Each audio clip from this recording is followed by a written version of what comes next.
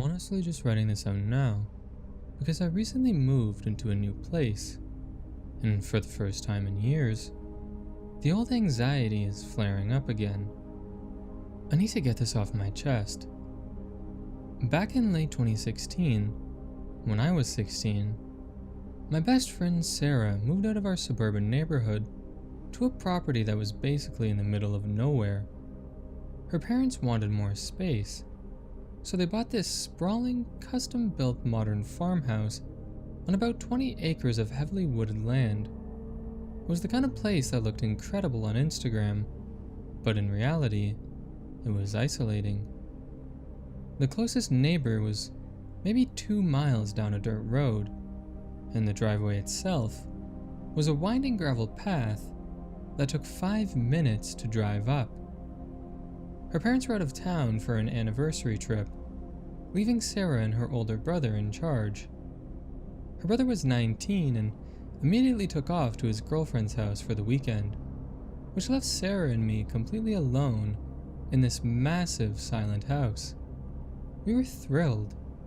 We bought junk food, hooked up a gaming console in the main living room, and planned to stay up all night.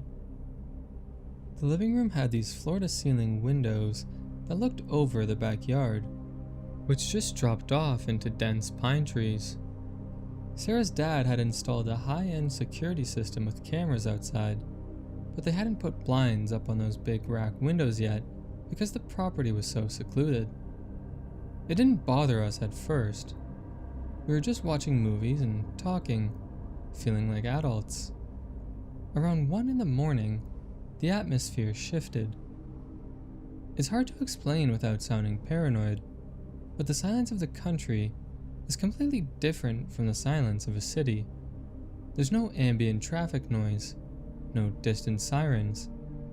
It's just a heavy, suffocating kind of quiet. We had the TV volume down low because we were just talking over it, and that's when we heard the first noise. It sounded like a heavy piece of fabric dragging against the exterior wood siding of the house. Sarah brushed it off as a raccoon or a stray dog, which made sense given the location. But about 20 minutes later, the motion sensor floodlight in the backyard clicked on. The light flooded the grass, illuminating the edge of the tree line. We both froze and stared out the glass. There was nothing out there, just empty, illuminated grass and the dark wall of pines. But because the light was on, the living room felt exposed. We were sitting in the dark and anyone outside could see perfectly into the house. We decided to move to Sarah's bedroom on the second floor, which felt infinitely safer. Her room faced the front driveway, and she actually had curtains. We locked the heavy wooden door to the basement, checked the deadbolts on the front and back doors, and hurried upstairs. Once we were in her room, the tension kind of broke. We laughed at ourselves for getting spooked by a motion light and settled into her bed. Sarah had an old baby monitor on her nightstand that she used to listen in on her elderly dog, who slept in a crate in the laundry room downstairs. The monitor was crackling softly with static, just white noise. We were about to fall asleep when the static on the monitor suddenly cut out. It was replaced by the sound of rhythmic, heavy breathing. It wasn't the dog. A dog breathes rapidly, panting. This was distinctly human. Slow, deliberate inhales and exhales. We sat up, completely paralyzed. Then we heard the sound of footsteps on gravel through the speaker. The laundry room was at the back of the house, but the dog's crate wasn't near a window. The only way the monitor could pick up the sound of gravel was if the receiver unit downstairs had been moved, or if it was picking up interference. Sarah whispered that her dad sometimes complained about the monitor picking up truckers' CB radios from the highway, but the highway was miles away. As we sat there listening to this breathing, a voice came through the speaker. It was a man. and he was whispering a string of numbers. He said, 2, 6, 4, 9. Sarah grabbed my arm so hard her nails broke the skin. Those were the last 4 digits of her dad's truck license plate, which was currently parked in the driveway. We didn't scream. We didn't even speak. I grabbed my cell phone and dialed emergency services, huddling under the blankets so the screen light wouldn't reflect on the walls. The dispatcher told us to stay exactly where we were, to keep the door locked, and that deputies were on the way, though they warned us it would take at least 15 minutes given the remote location. For the next 20 minutes, we sat in total darkness, listening to the monitor. The breathing continued, occasionally interrupted by the sound of something metallic clicking. Then, the breathing stopped, and we heard the distinct, heavy sound of the front door handle jiggling. Someone was trying to get in. The police finally arrived, their sirens cutting through the quiet. When they searched the property, they didn't find anyone trying to break in, but what they did find is the reason I still have trouble sleeping. In the woods directly behind the house, right where the floodlight couldn't reach, they found a small campsite. There was a tarp, several empty food cans, and a handheld radio scanner. The police explained that older baby monitors run on unencrypted radio frequencies. The man hadn't been in the house. He had been sitting in the tree line for days, watching the house, and he had tuned his handheld radio to the exact frequency of the baby monitor to listen to us. When he realized we were listening to the static, he spoke directly into his radio. He knew the parents were gone. He knew the brother had left. He was just waiting for us to go to sleep. The police never caught him, and Sarah's family put the house up for sale 3 months later.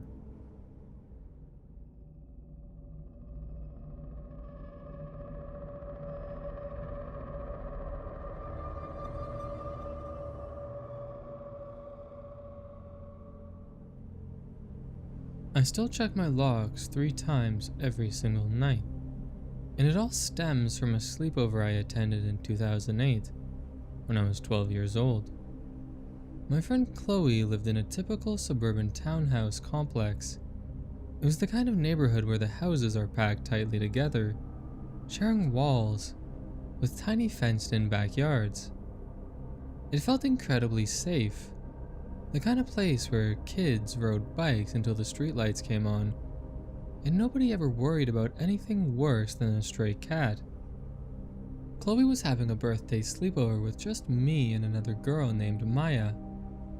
Chloe's mom was a nurse who worked exhausting shifts, so she had ordered us a pizza, rented us a stack of movies, and gone upstairs to her bedroom around 10, telling us to keep the noise down. The townhouse layout had the living room at the front of the house, right next to the front door, and a large bay window that looked out onto the porch. We had pulled out the sofa bed and were all squished onto it, watching a movie in the dark. The only light in the room was the glow from the television. The blinds on the bay window were drawn, but they were those cheap vertical plastic blinds that never closed perfectly flush, leaving thin slivers of the outside visible. It was probably around 2 in the morning. The movie had ended, and we were just lying there in that sleepy, half-awake state where you're too tired to talk, but not quite unconscious. I was facing the bay window. As I blinked heavily, my eyes adjusted to the thin strips of ambient streetlight coming through the gaps in the blinds. Suddenly, one of the strips of light was completely blocked out. A shadow had stepped onto the front porch, standing directly in front of the window. I froze, my heart immediately hammering against my ribs. I nudged Maya, who was lying next to me, and pointed. We both watched in dead silence as the shadow shifted. Whoever it was stood perfectly still for an agonizingly long time, just inches from the glass. I convinced myself it was a neighbor looking for a lost pet, or maybe just a trick of the light, but then we heard the unmistakable sound of something scratching against the deadbolt of the front door. It wasn't a frantic knocking, or someone trying the handle to see if it was open. It was a methodical metallic scraping. Someone was picking the lock. Panic at that age is a very quiet, suffocating thing. We didn't yell for Chloe's mom because we were terrified that making a sound would make the person work faster. Chloe was asleep, and Maya and I just grabbed each other's hands, staring at the front door, which was only about 10 feet away from the foot of the sofa bed. The scratching stopped. For a second, I thought they had given up. Then we heard the heavy, mechanical clunk of the deadbolt sliding back. The door handle slowly depressed, and the front door creaked open about 2 inches. The cool night air slipped into the living room. Maya and I stopped breathing. We were entirely exposed, lying right in front of the entryway. Through the crack in the door, I could see the silhouette of a tall figure wearing a dark hooded sweatshirt. The person didn't barge in. They stood there, peering through the gap into the dark living room, scanning the space. I closed my eyes, pretending to be asleep, but I kept my eyelids cracked just enough to see. The person stood there for what felt like hours, but was probably only 30 seconds. They were listening, trying to gauge who was awake. Suddenly, a loud crash echoed from the kitchen behind us. Chloe's mom's cat had knocked a glass over the counter. The noise shattered the silence like a gunshot. The figure at the door instantly pulled the door shut, and we heard the rapid thud of heavy boots sprinting away down the concrete walkway. The moment they were gone, Maya and I erupted. We scrambled off the bed, slammed the deadbolt shut, and screamed for Chloe's mom. She came rushing downstairs, groggy and panicked. We frantically explained what happened, and she immediately called the police. When the officers arrived and inspected the door, they found no scratch marks on the lock casing. The intruder hadn't been picking the lock at all. They had used a key. Chloe's mom kept a spare house key hidden inside a fake plastic rock in the garden bed next to the porch, just in case she ever locked herself out after a long shift. The officers checked the garden bed, and the fake rock was empty. The terrifying realization was that this person hadn't just stumbled upon the house that night. They had found the hidden key days, maybe weeks prior, stolen it, and had been waiting for the right night to use it. They knew exactly how to get in quietly. If that cat hadn't knocked over a glass, there would have been absolutely nothing stopping a stranger with a key from walking right into the room where 3 12-year-old girls were sleeping.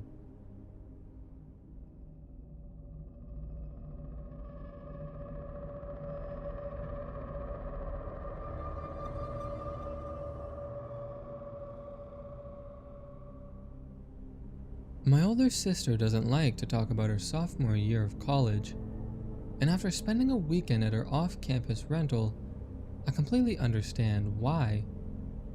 It was late August, about 2 weeks before the fall semester started.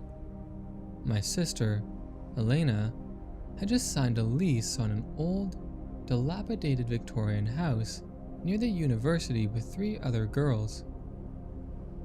Because it was so early, her roommates hadn't moved in yet.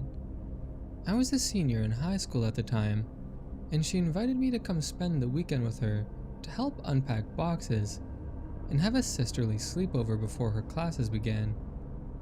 The house was massive, and incredibly drafty. It had 3 floors, with a narrow, winding staircase, high ceilings, and those old wooden floors that groaned under the slightest weight. The landlord had clearly done the bare minimum to make it habitable for college students. The paint was peeling, and the heating grates in the floorboards were large enough to drop a textbook through. We spent the entire Saturday unpacking her room on the 2nd floor, ordering takeout, and ignoring the creepy atmosphere of the empty house. By midnight, we were exhausted. We set up an air mattress on the floor of Elena's bedroom so we could sleep in the same room.